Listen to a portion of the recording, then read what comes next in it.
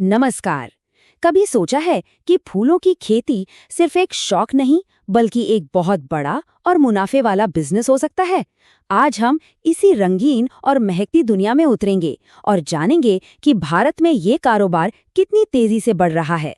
तो सबसे पहला और सबसे जरूरी सवाल, क्या फूलों की खेती से सच में पैसा कमाया जा सकता है? क्या ये एक मुनाफे का सौदा है? अच्छा, चलिए जुबानी बातों को छोड़ते हैं और सीधे आंकड़ों पर चलते हैं। जरा इस आंकड़े पर गौर कीजिए। 717 करोड़ रुपए से भी ज्यादा, जी हाँ, 717.83 करोड़। ये वो रकम है जितने के फूल भारत ने सिर्फ 2023-24 में एक्सपोर्ट किए। इससे एक बात तो साफ है कि हमारे फूलों की मांग सिर्फ देश में नहीं बल्कि पूरी दुनिया में है। तो आगे हम क्या क्या देखने वाले हैं? हम बाजार को समझेंगे, जानेंगे कि कौन से फूल उगाना बेस्ट रहेगा, उन्हें उगाने के तरीके क्या हैं, खुले में या ग्रीन हाउस में, और हाँ, सरकार इसमें कैसे मदद करती है, इस पर भी बात करेंगे। चलिए शुरू करते हैं बाजार से, समझते हैं कि आखिर फूलों की मांग इतनी बढ़ क्यों रही है और इसमें मौके क्या है और हाँ, चुनौतियां भी। देखिए, जैसे जैसे शहर बढ़ रहे हैं और लोगों की जेब में पैसा आ रहा है, फूलों का इस्तेमाल भी बढ़ रहा है। पहले फूल सिर्फ त्योहारों या शादियों में दिखते थे।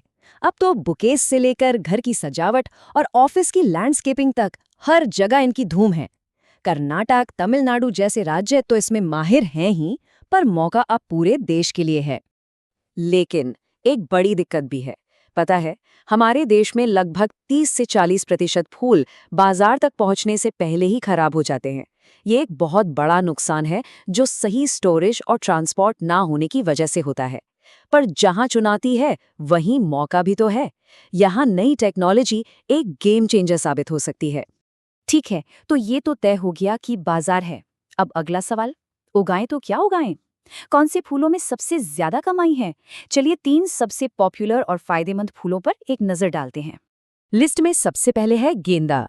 भाई, ये तो भारत का ऑल टाइम फेवरेट फूल है। पर गेंदे में भी वैरायटी होती है, जैसे अफ्रीकी गेंदा। इसके फूल बड़े बड़े होते हैं, मालाओं के लिए एकदम परफेक्ट। फिर है फ्रेंच गेंदा। पौधा छोटा होता है पर फूलों से लदा रहता है।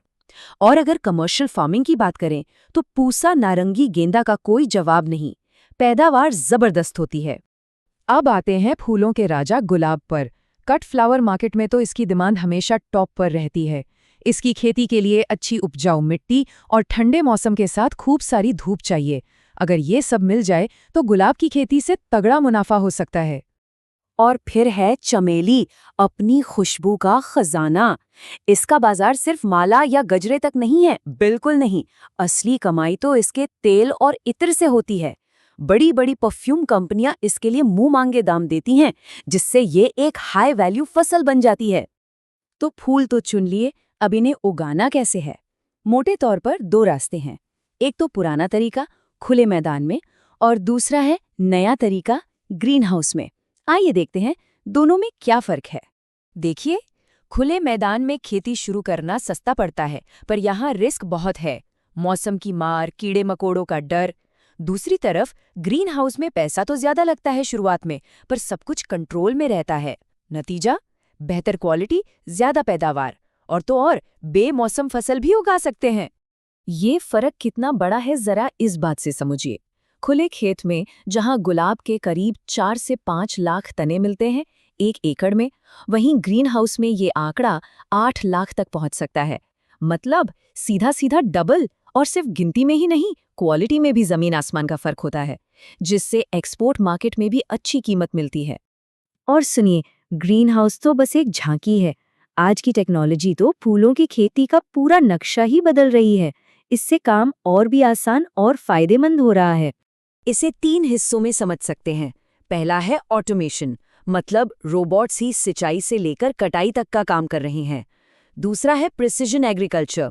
इसमें ड्रोन और सेंसर पौधों की सेहत पर नजर रखते हैं, जिससे पानी और खाद की एक बूंद भी बर्बाद नहीं होती। और तीसरा है स्मार्ट ग्रीन हाउस। ये एआई की मदद से खुद ही तापमान और रोशनी को कंट्रोल करते हैं। कमाल है ना?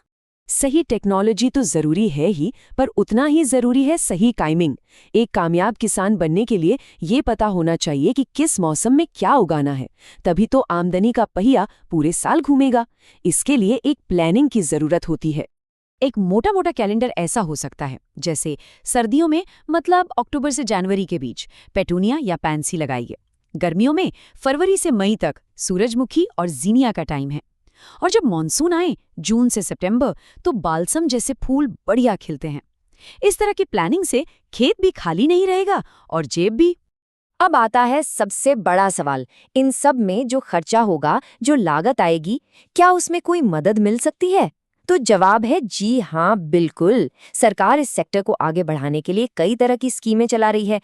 जो नेशनल हॉर्टिकल्चर बोर्ड है यानी एनएचपी, उसकी कई योजनाएं हैं। जैसे अगर ग्रीन हाउस बनाना है या शेड नेट हाउस लगाना है या फिर प्लास्टिक मल्चिंग जैसी तकनीक इस्तेमाल करनी है, यहाँ तक कि फसल को पक्षियों से बचाने के लिए नेट लगाने तक के लिए, इन सब चीज़ों के लिए सब्सिडी मिलती है। हाँ, एक बात ध्यान में रखने वाली है, सरकार खास तौर पर उन फूलों को बढ़ावा दे रही है जिनकी बाजार में कीमत ज्यादा है, जैसे गुलाब, जरबेरा, ऑर्किड, लिलियम। इन फूलों को उगाने पर सरकारी योजनाओं का फायदा मिलने के चांस ज्यादा होते हैं। तो हमने बाजार को समझ लिया, अच्छे फूलों की किस्में देख लीं, उन्हें उगाने के नए पुराने तरीके जान लिए और ये भी देख लिया कि सरकार से क्या मदद मिल सकती है। अब इन सारी जानकारियों के बाद असली सवाल तो यही है कि किसी की भी जमीन पर सफलता का कौन सा फूल खिल सकता है। इसका जवाब सही मेहनत और स्मार्ट प्लानिंग में ही छिपा है।